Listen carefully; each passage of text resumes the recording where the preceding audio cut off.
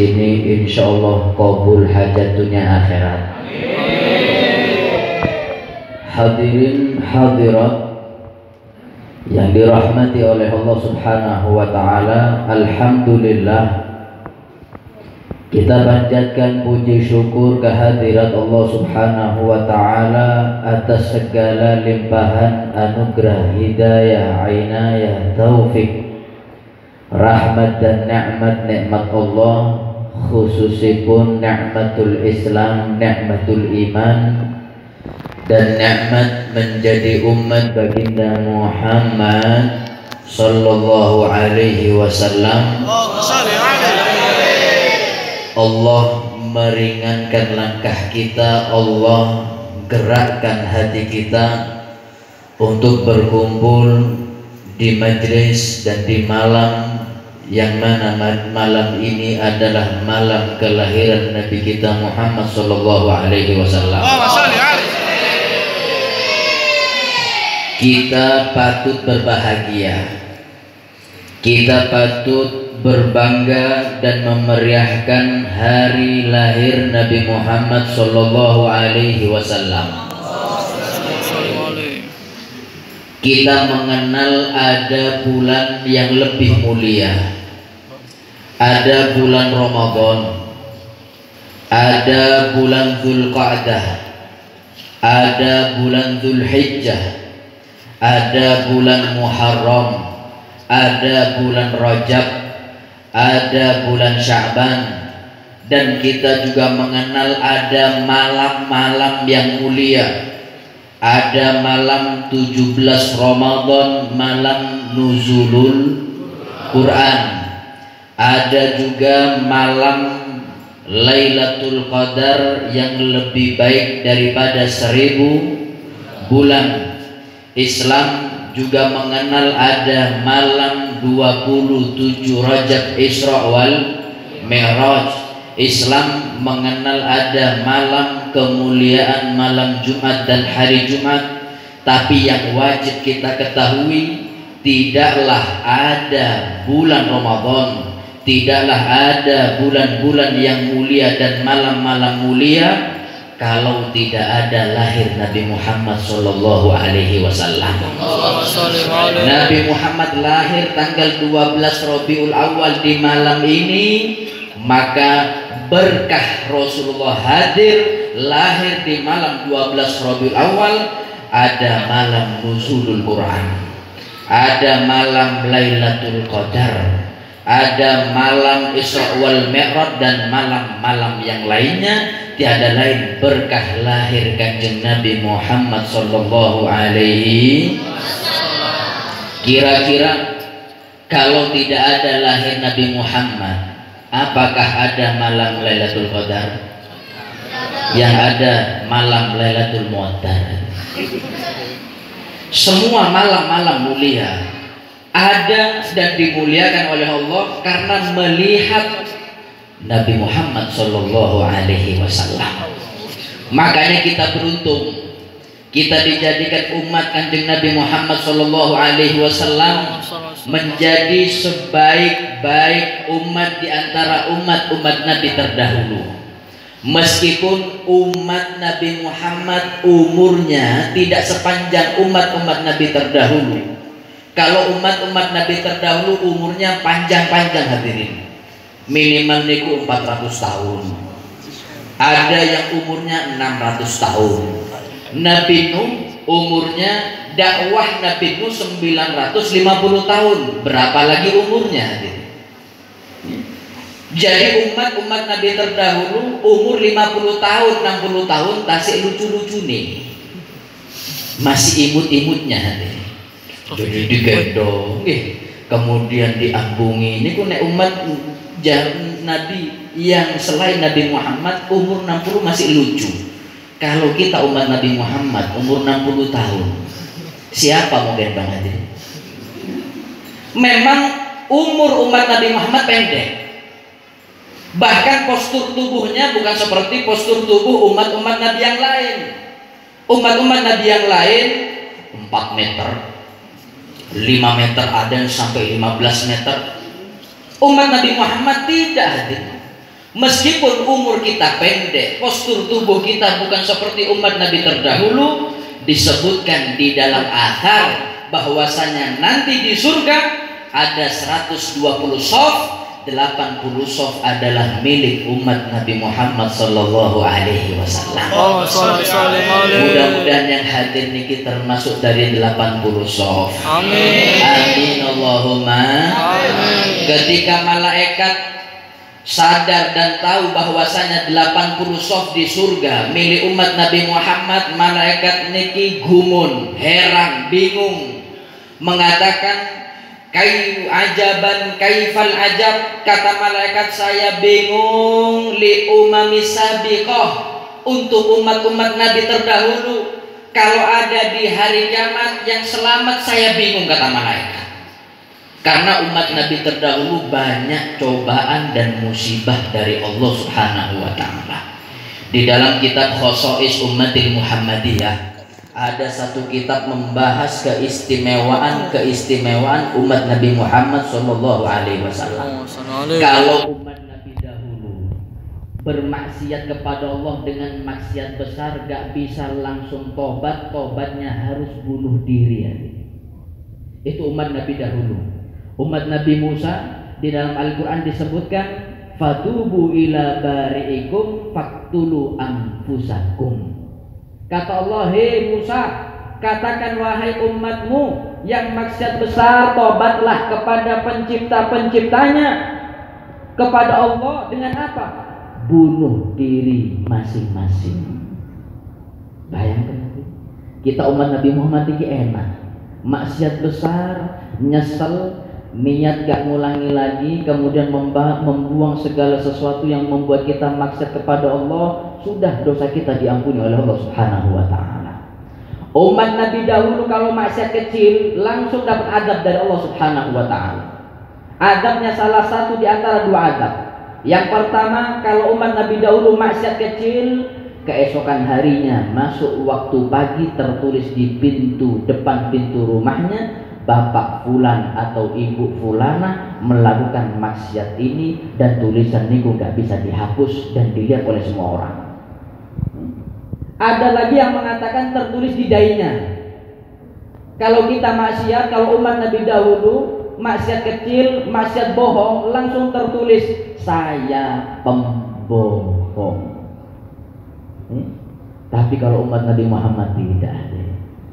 Umat Nabi Muhammad itu maksiat kecil, istighfar, tobat, diampuni dosanya oleh Allah Subhanahu wa taala. Gak bayangkan nggih, kalau umat Nabi niku sekali maksiat langsung ada tulisannya. Nggih, insyaallah muka niku full penuh dengan tulisan. Pembohong, tukang gosip, wis gak butuh tato maneh ya. Tapi Allah karena sayang kepada Nabi Muhammad, akhirnya umat Nabi Muhammad dimuliakan. Malaikat itu bingung kalau ada umat-umat Nabi yang lain bisa selamat nanti di hari kiamat, karena memang banyak ujian Allah yang Allah berikan kepada mereka. Tapi kata malaikat, saya lebih bingung lagi kalau ada umat Nabi Muhammad di hari kiamat bisa celaka masuk neraka. Karena umat Nabi Muhammad sudah mendapatkan nikmat yang agung, yaitu Nabi Muhammad sallallahu alaihi wasallam. Makanya kita itu bukan berlebih-lebihan, sudah sangat pantas saat ini memeriahkan bahagia atas lahirnya Nabi Muhammad sallallahu alaihi wasallam. Insya Allah yang hadir ini menjadi hamba dan umat yang akan dibanggakan oleh Nabi Muhammad sallallahu alaihi wasallam. Amin ya rabbal.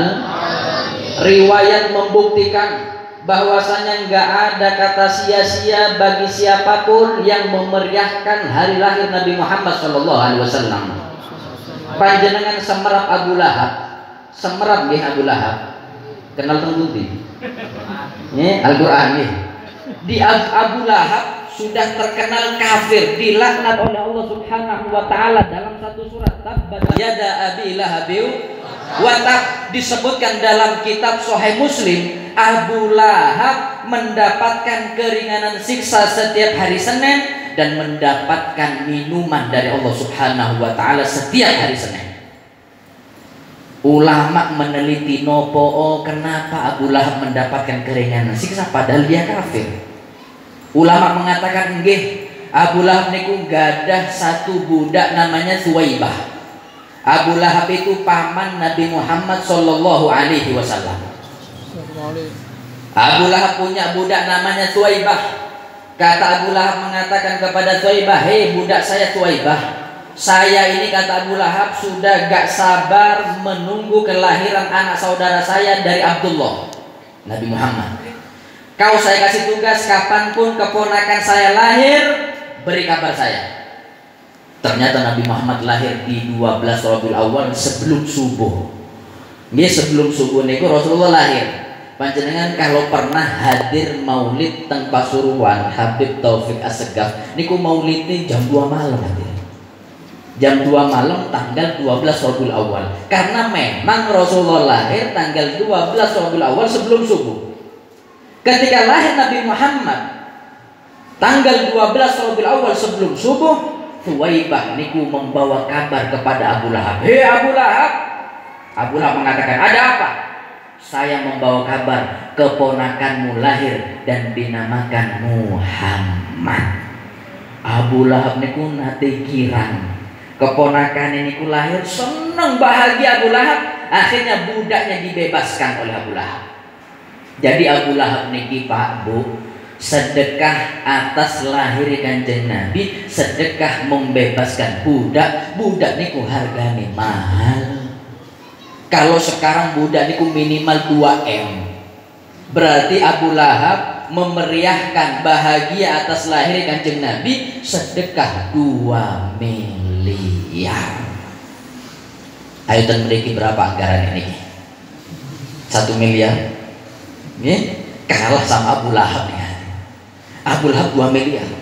Abu Lahab 2 miliar. Kata ulama karena Abu Lahab ini pernah bahagia atas lahir Kanjeng Nabi, mendapatkan kecipratan mulia dari Nabi Muhammad, setiap hari Senin mendapatkan keringanan siksa dari Allah Subhanahu. Al-Habib Umar bin Muhammad bin Hafidh beliau mengatakan, "Hadza ma'al kufri." Ini kemuliaan Allah yang berikan kepada orang kafir, Abu Lahab yang pernah bahagia atas lahir Kanjeng Nabi. Fa kaifa bi farhatin min di fuadin imtala imana. Maka bagaimana bagi orang yang beriman kepada Allah, cinta kepada Nabi Muhammad, kemudian dia bahagia atas lahir Kanjeng Nabi. Niki insya Allah kita ini bahagia atas lahir Kanjeng Nabi. Insya Allah ini orang minimal mulia dan selamat dunia akhirat. Amin Allahumma. Makanya kita memang tidak bisa membalas jasa Nabi Muhammad. Minimal kita melakukan sesuatu yang bisa membuat hati Nabi Muhammad itu girang.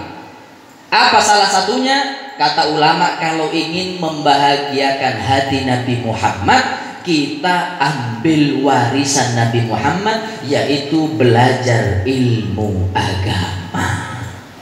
Minimal niku istiqomah hadir majelis taklim.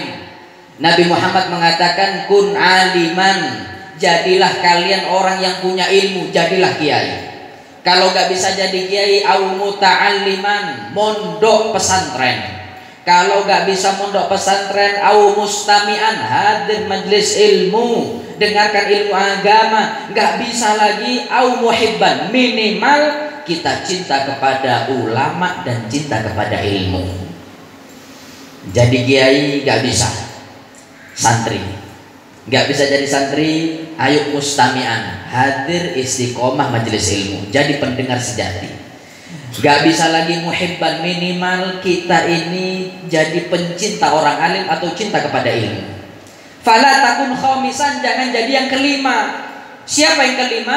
Kiai bukan, santri males, hadir majelis ilmu gak pernah, cinta gak pernah. Siapa? Al-jahil, orang yang tidak paham dan tidak pernah belajar ilmu agama. Nabi Muhammad sallallahu alaihi wasallam, Rasulullah niku pernah bersabda, innal anbiya lam yuwarrithu dinaran wala dirhama. Sesungguhnya para nabi lan para rasul dari Nabi Adam sampai Nabi Muhammad, warisan mereka itu bukan dinar, bukan fulus. Ngerti fulus gitu? Bukan uang, bukan rupiah, bukan dolar, bukan mobil mewah, bukan rumah mewah, tidak. Warisan mereka wa innama warathul ilma, warisan mereka adalah ilmu agama. Faman akhadhahu faqad akhadha bihadzi wafir. Sinten mawon sing sregep, sing istiqomah ngaji belajar ilmu agama, ini adalah orang termasuk paling banyak mengambil warisan Nabi Muhammad sallallahu alaihi wasallam. Tapi nggih maaf, ilmu niki kan warisannya Kanjeng Nabi. Cuman maaf umat akhir zaman saat niki memandang warisan Kanjeng Nabi ini dengan pandangan yang remeh. Ilmu dipandang nanti ini ilmu agama. Yang penting ilmu dunia. Niki salah. Kita ini kalah dengan orang non muslim, orang kafir niku memandang warisan dari orang yang mereka cintai, masya Allah, pandangan dengan pandangan yang mulia. Saya pernah baca berita sekitar 10 tahun yang lalu. Di koran ada berita penyanyi legendaris orang Amerika, perempuan meninggal. Terkenal meninggal, ketika meninggal itu artis yang kafir, penyanyi legendaris, barang peninggalannya dilelang atau dijual. Mobilnya dijual, kemudian rumahnya dijual, bahkan yang termasuk dilelang adalah kaos singlet yang dibuat nyanyi dijual lagi.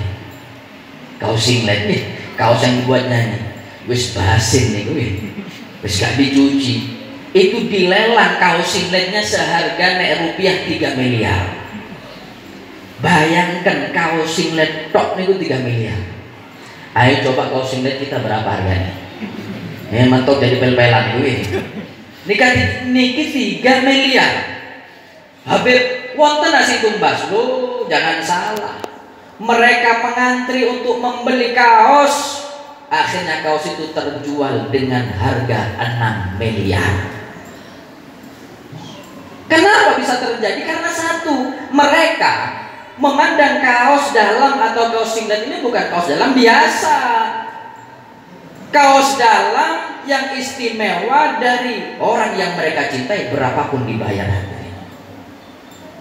Ada lagi berita ini buat yang anak-anak mudanya. 4 tahun yang lalu, insya Allah 5 tahun yang lalu kalau nggak salah, ada pemain sepak bola datang ke Indonesia, jumpa fans Cristiano Ronaldo radhiyallahu ta'ala anhu, datang ke Indonesia bertemu dengan para penggemar-penggemarnya.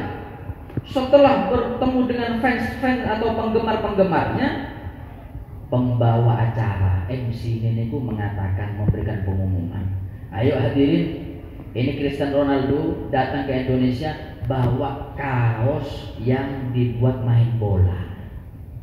Ayo yang mau foto dengan kaosnya tabarukan.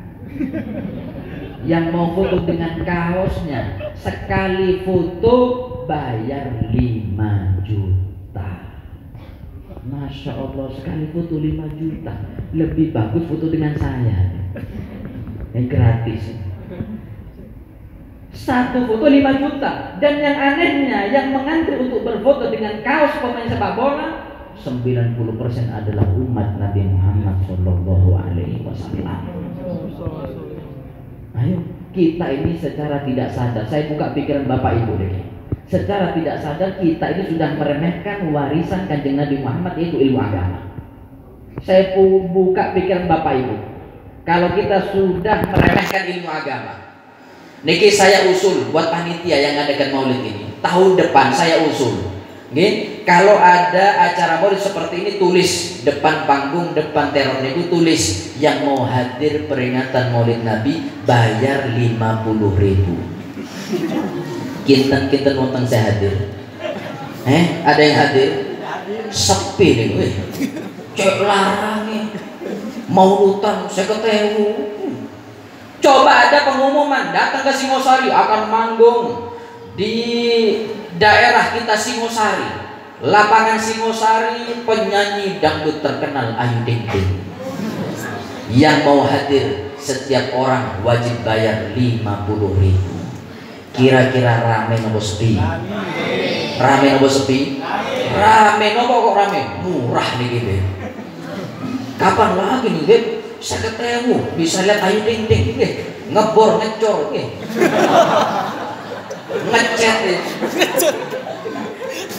loh 50.000 kita anggap murah untuk majelis dangdutan, tapi kalau 50.000 untuk maulidan ya Allah gini ngomong gini. Makanya kita hadir majelis taklim niku gratis.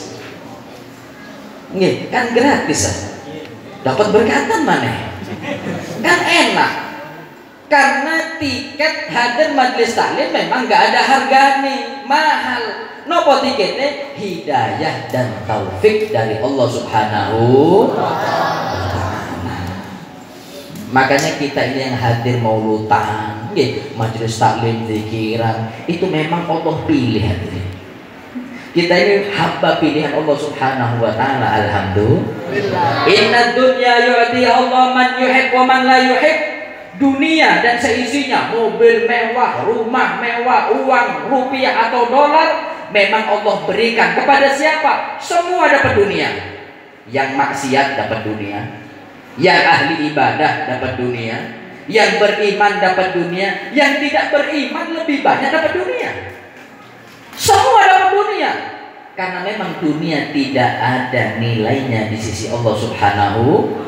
Walakin akan tetapi la yu'til ilma illa man yuhibbuhu minal abrar. Tapi kalau ilmu agama ini Allah tidak berikan kecuali Allah pilih hamba-hambanya, hamba-hamba yang istimewa. Alhamdulillah. Makanya untuk ilmu itu penting hadirin.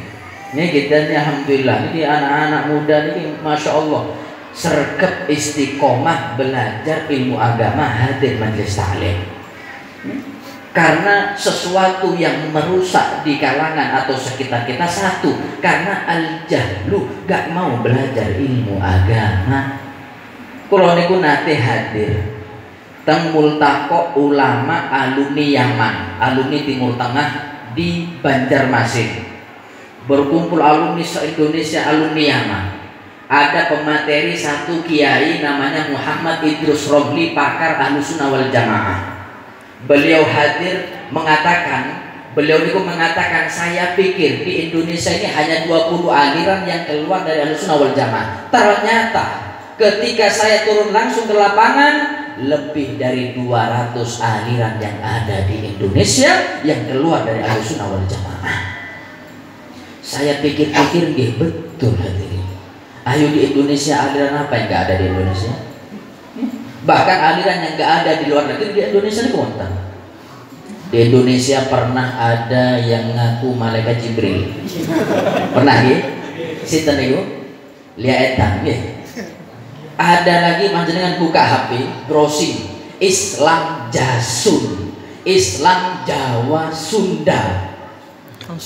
Mereka kelompok yang mengatasnamakan Islam, ngaku kelompok Islam, cuman mereka punya nabi sendiri. Yang ngaku nabi niku kalau gak salah Bapak Tukimin. Ayo saya tanya Bapak Ibu niki, mau tak punya nabi namanya Tukimin? Purun apa boten? Saya niku bingung nek nabi niku Tukimin yo nopo nek maulutan niku. Ya Rabbi sholli ala. Gak masuk deh. Gak masuk. Penceramah Al-Habib Umar bin Muhammad, Al-Habib Umar bin Idrus Al-Khir dari Batu. Kepada beliau tempat dan waktu kami persilakan. Allahumma sholli ala.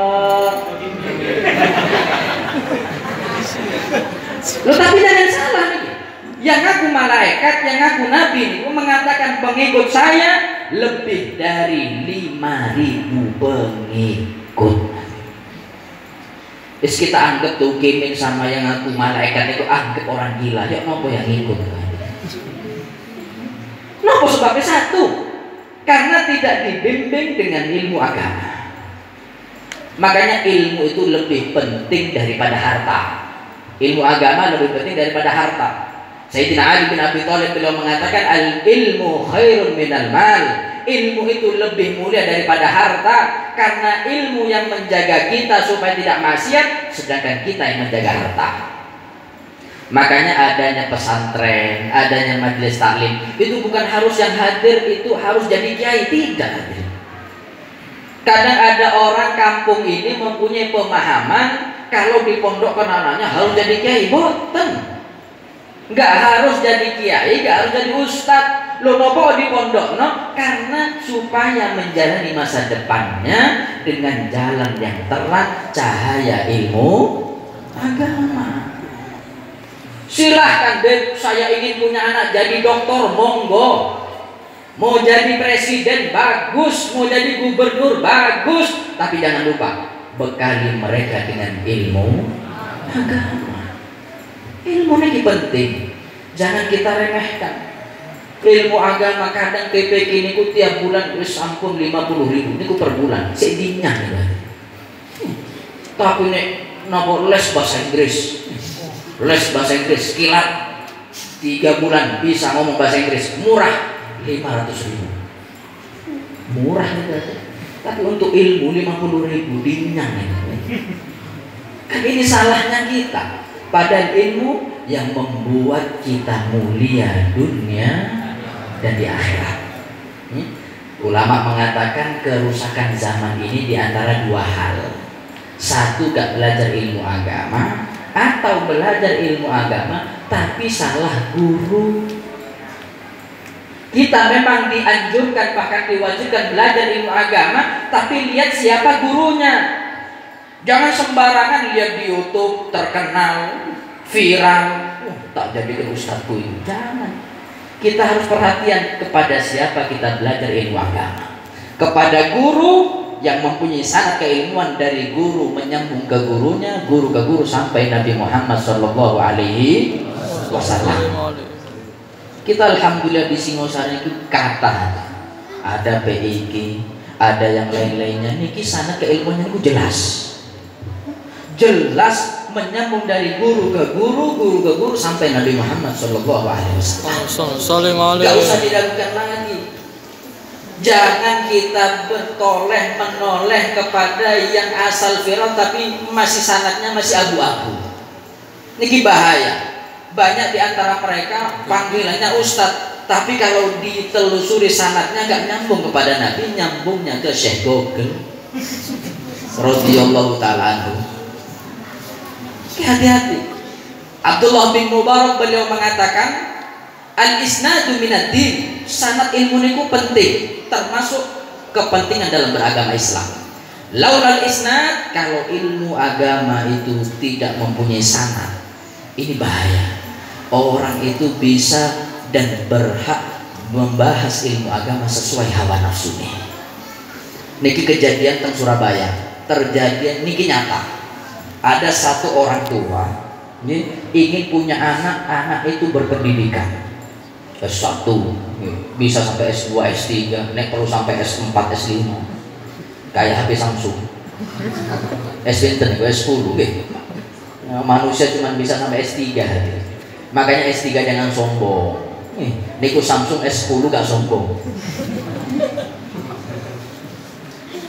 Ketika orang tua ini punya anak yang berpendidikan, anak ini kok orang tua nih masya Allah maulutan ibu istiqomah, hadir majelis ilmu ke istiqomah, pengen punya anak berpendidikan. Anak ini kok selesai SMA dikirim ke Jakarta untuk kuliah di fakultas. Salahnya orang tua, dia menguliahkan anaknya di satu fakultas, memang fakultasnya Islam, tapi orang tua niki salah, tidak perhatian kepada siapa anaknya belajar dan mengambil ilmu agama.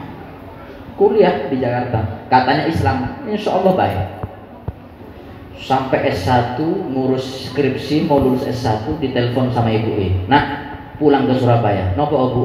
Nggih, abahmu seto, ayahmu meninggal. Anak niki yang kuliah di Jakarta langsung kemas-kemas pergi ke bandara, terbang ke Surabaya. Mungkin yang di Surabaya kelamaan nunggu anak datang, jenazah ayahnya dibawa ke kubur dan sudah dikubur. Setelah dikubur biasanya kan tasik baca tahlil, yasin, doa. Anak itu sampai di rumah ternyata abahnya sudah di kuburan, lari ke kuburan. Sampai di kuburan sudah dikubur, tapi masih banyak orang yang takziah. Anak itu datang, biasa di adat di Indonesia, di Singosari, di Lawang, di Malang, kalau sudah ada yang meninggal dikubur kan baca tahlil, kemudian ada Pak Mudin yang mengatakan, saya mewakili keluarga almarhum mengucapkan banyak-banyak maaf kalau almarhum punya salah atau khilaf. Kalau ada urusan utang piutang, niki langsung urusan dengan anaknya. Niki ahli waris. Anak yang kuliah itu wonten hadir. Kata Pak Mudin, kata Pak Kiai itu mengatakan, sebagaimana adat kita, kalau ada yang meninggal, nanti malam saya umumkan ada tahlil dari malam 1 sampai malam 7. Anak yang kuliah, yang di Jakarta kuliah S1 mau selesai, mendengar kata-kata tahlil memerah marah, berdiri anaknya merampas mik kiai. Mik kiai itu dirampas. Kata anak yang kuliah, anak almarhum yang kuliah mengatakan, hei hadirin, saya anak pertama daripada ayah saya. Saya mengatakan nanti malam tidak ada acara bacaan tahlil dari malam 1 sampai malam 7. Ini tahlil perbuatan bid'ah sesat. Tang Singosari di wonten hati. Yang maulidan masuk neraka, yang tahlilan masuk neraka. Ini kalau di Malang terkenal golongan BJMM, Persatuan Jenggot Morat Marit. Sanes kulo. Kalau saya kan ganteng. Ini rapi nggih, enggak boleh protes. Saya megang mic, saya berkuasa ya. Nek protes sampai yang ceramah. Kita tahlil enggak ada. Kata anaknya enggak ada acara tahlilan dari malam 1 sampai malam 7 sampai malam kapanpun. Tahlil itu perbuatan bid'ah sesat, percuma kata anaknya. Percuma kita baca kepada orang yang mati Al-Fatihah, Yasin, doa gak bakalan sampai. Sudah yang mati urusan yang mati dengan Allah Subhanahu wa taala. Qala ta'ala, qala Rasulullah, anak ceramah 1 jam. Wis intine tahlil itu bid'ah. Saya umumkan nanti malam enggak ada tahlil.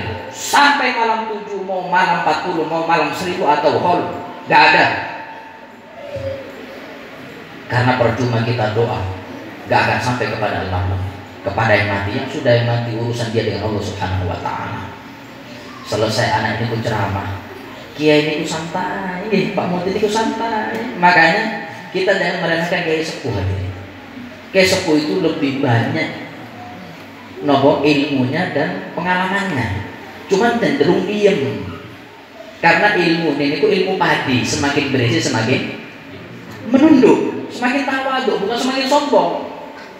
Kiai ini, Pak Mudin ini ketika mendengar anak itu ceramah atau pidato, gak ada tahlil, kemudian percuma kita baca doa gak bakalan sampai, Kiai dengan santai mengatakan, nak pinjem mic-nya ya. Oh silahkan deh. Kata Kiai, hadirin sudah dengar ya dari ahli waris, nanti malam gak ada tahlil sampai 7 malam. Ya boten nopo-nopo, karena tahlil boten wajib. Ini gak wajib. Cuman kata Kiai, ya, nanti gak ada tahlil dari sampai malam 7 karena kata anak ini gak akan sampai yasin kita, tahlil kita, nopo doa kita kepada yang mati. Ayo, sebelum kita pulang ke rumah, saya minta satu permintaan kata Kiai. Modelnya orang-orang ini sudah greget sama anaknya. Biasa nih tahlilan itu oleh, lah kok dibilang sesat. Kata Kiai, ayo sebelum pulang ke rumah saya mau mimpin doa untuk almarhum. Panjenengan aminkan deh, kata yang hadir. Nggih ya. Ya ini ku angkat tangan. Allahumma ya Allah, adzibhu adzaban syadida. Ya Allah, tolong ya Allah niki almarhum, niki jenazah azab di kuburan dengan azab yang sangat pedih. Cari ini sing hadir. Amin.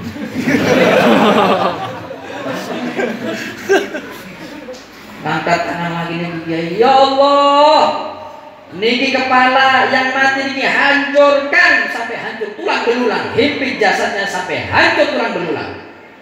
Harus mengatur amin ya. Anaknya mulai bingung, Kiai, kok doanya jelek nih Kiai? Kata Kiai, tenang nak, doa gak bakalan sampai. Doa gak bakalan sampai. Maka tahan lagi ya Allah. Jadikan anak yang mati niki anak durhaka, celaka dunia akhirat. Oh tambah kuantel. Amin, amin katanya. Anak yang bingung takut berdiri merampas mik Kiai. Kata anaknya, hadirin, nanti malam tahlil sampai geledek aja. Lihat, salah guru. Belajar ilmu agama, belajar, cuma salah guru. Kalau sudah salah guru nih, berubah akidahnya. Yang pertama, Masya Allah, Ahlus Sunnah wal Jamaah, salah guru, akhirnya ini sesat, ini neraka, naudzubillah. Kita Alhamdulillah kita punya guru, punya pondok pesantren yang ilmu mereka, sanad keilmuannya bisa dipertanggungjawabkan kepada Nabi Muhammad SAW. Jangan terus yang penting imam, Ustaz, yang penting syekh, lo sanati, wis gak paham saya. Yang penting imamah ini besar, jubah ini kok dilewar-lewar ini. Ternyata ditelusuri guru ini dari imam ke imam. Imam ke imam, tembus nang imam samudra. Akhirnya ngebom di mana-mana. Karena salah guru.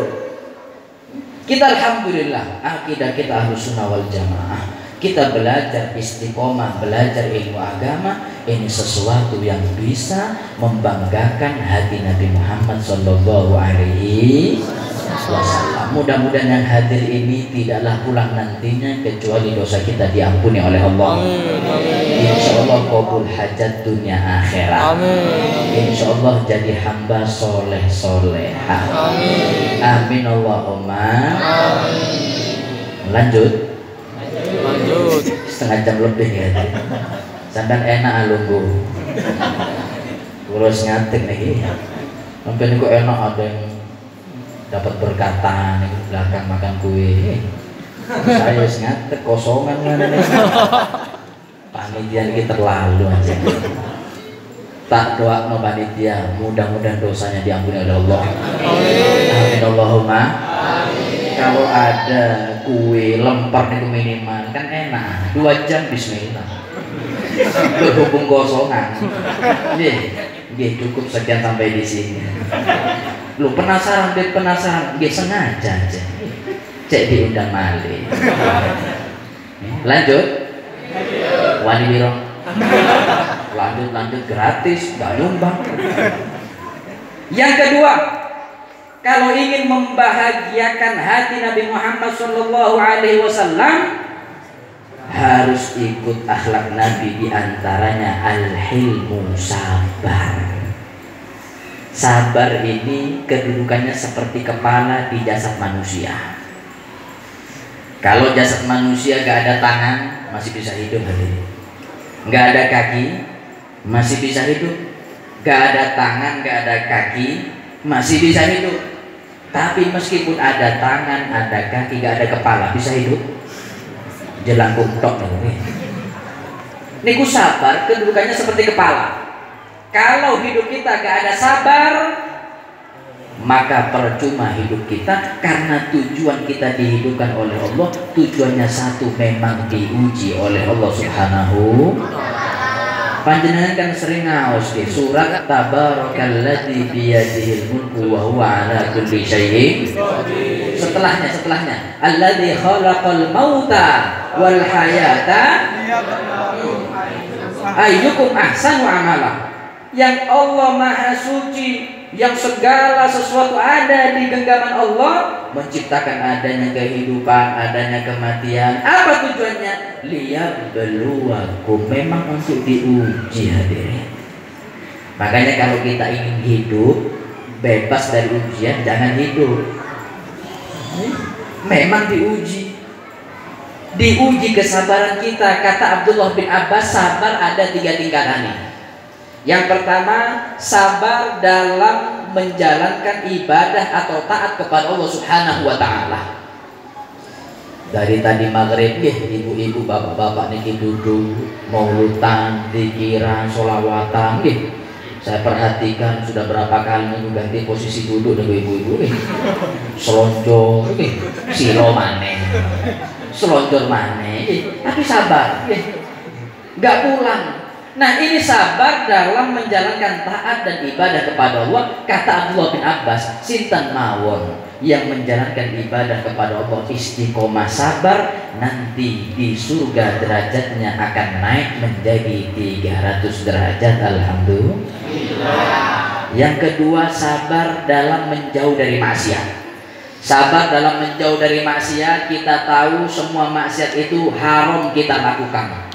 Berbuat dosa, membuahkan maksiat kepada Allah dan murka dari Allah Subhanahu wa taala, kita jauh dari maksiat, kita sabar menahan diri kita tidak maksiat. Ini kata Abdullah bin Abbas, orang yang sabar menjauh dari maksiat ditambah lagi derajatnya menjadi 600 derajat.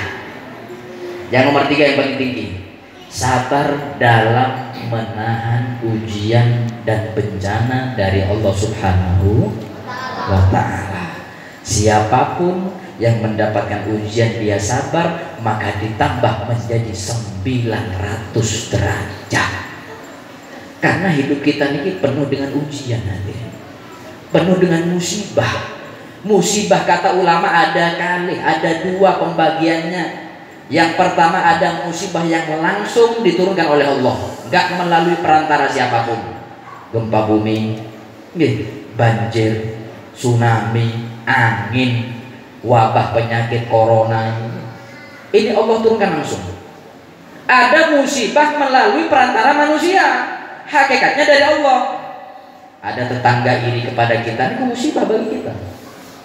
Ada tetangga benci kepada kita, padahal kita gak macam-macam, ini musibah bagi kita.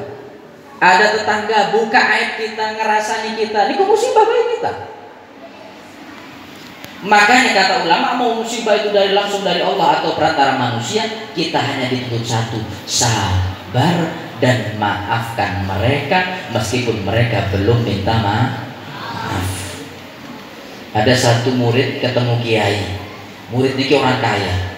Kata muridnya, kiai, saya punya banyak uang, alhamdulillah, dipermudah oleh Allah, dapat rezeki banyak. Nah terus kata kiai, saya kiai pengen beli rumah, yang rumah itu tetangga ini ku penak-penak, gak ngamuan, gak irian, gak ngerasan-rasan. Ada apa tidak? Kalau ada rumah punya tetangga enak seperti itu, saya beli, berapapun saya beli. Kiai ini ku bingung, ada gak ya? Oh ada, kata kiai. Ada kiai, ada. Mahal itu, boten murah. Ayo ikut. Oh senang nih. Diajak kemana sama kiai? Ke kuburan. Kata kiai tadi gini, bangun rumah di sini, insya Allah tetangga sampai enak-enak nih. Gak ngamuan, gak rasan-rasan, gak irian. Maknanya selama hidup di dunia pasti ada, karena memang diuji. Dan Allah di dalam Al-Quran tidak pernah memerintahkan hambanya untuk minta maaf, gak pernah. Karena minta maaf niku hukum wajib yang Allah perintahkan dalam Al-Quran. Faman afa wa aslah fa ajruhu 'ala Allah. Orang yang memaafkan, Allah gak mengatakan barang siapa yang minta maaf, boten. Allah mengatakan barang siapa yang memaafkan. Wa aslaha, yang hidup rukun berdamai, fa ajruhu 'ala Allah, pahalanya langsung yang balas Allah Subhanahu wa taala. Ini ada satu cerita, ini cerita dari Sayyidina Ali Zainal Abidin, cicit Nabi Muhammad sallallahu alaihi wasallam. Sayyidina Ali Zainal Abidin niki Pak, diriwayatkan dalam kitab sholat sunnah minimal setiap hari 1000 rakaat. Semalam 1000 rakaat. Kita sholat duha berapa rakaat? 4 rakaat. Niku seminggu sekali. Kecuali dia naik kepepet utang deh. Niku 20 rakaat saja. Padahal paling banyak di 12 rakaat. Naik kepepet utang, sholat duhanya niku bisa 20 rakaat saja. Niki Al-Imam Ali Zainal Abidin sholat sunnah 1000 rakaat. Pernah suatu hari ketika sholat di masjid, di satu masjid, ada laki-laki lewat masjid bawa tas. Niat laki-laki ini mau bayar hutang. Kalau orang zaman dahulu lewat masjid, nek nggak mampir ke masjid minimal sholat 2 rakaat, niku izin malu kepada Allah karena lewat rumah Allah. Sama dengan kita nih, lewat masjid mampir ke toilet, nggak sholat wudhu ikan, dikencingin tok masjid ini. Kalau orang zaman dahulu lewat masjid itu mampir minimal sholat 2 rakaat. Nah ini laki-laki ketika mau bayar utang lewat masjid, yang di dalam masjid ada Imam Ali Zainal Abidin sedang sholat, mampir. Ketika mampir ini laki-laki mungkin baru, dipikirnya orang yang sholat di masjid ini orang biasa, gak kenal. Ternyata itu Al-Imam Ali Zainal Abidin, cicit di kancing Nabi. Ini laki-laki masuk masjid sholat di depan Imam Ali Zainal Abidin. Tas dibuka, ditaruh di belakang ini Imam Ali Zainal Abidin. Takbir laki-laki Allah Akbar 2 rakaat salam, diambil tasnya, berangkat bayar hutang. Ketika laki-laki ini sampai di rumah yang punya uang mau bayar hutang, dilihat isi tasnya, uang ini nggak ada. Loh, saya ingat semalam sebelum tidur saya masukkan uang ke dalam tas, kok nggak ada? Langsung nih laki-laki prasangka buruk kepada orang yang ada di masjid Sayyidina Ali Zainal Abidin. Oh ini maling yang ada di masjid, wow ini. Langsung ditutup tasnya, lari ke masjid. Imam Ali Zainal Abidin sedang sholat. Kata laki-laki, oh ini maling ini, tumben wonten maling rajin sholat ini tumben.